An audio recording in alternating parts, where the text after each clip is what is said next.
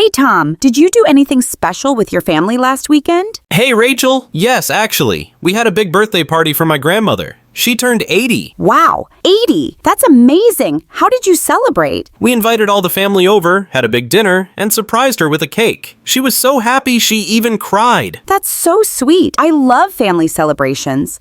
Last month, we celebrated my parents' wedding anniversary. Oh, nice. How many years have they been married? 30 years. We threw them a small party at home with music, food, and a slideshow of old family photos. That sounds lovely. Did they like the surprise? They loved it.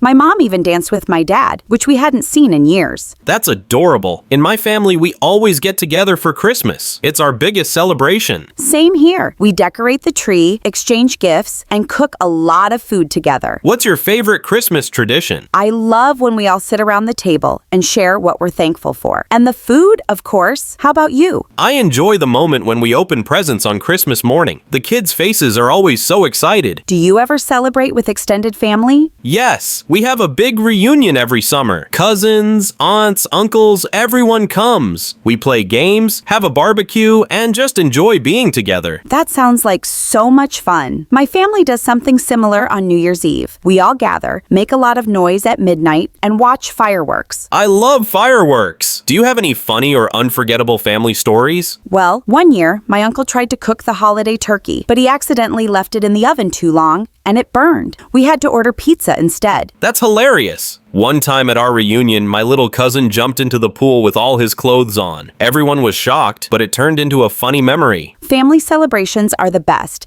because even the small mistakes become great stories. Exactly. They bring everyone closer and create memories we'll never forget. I agree. I can't wait for the next family celebration. Me too. Maybe next time we can share more stories over coffee. That sounds perfect, Tom.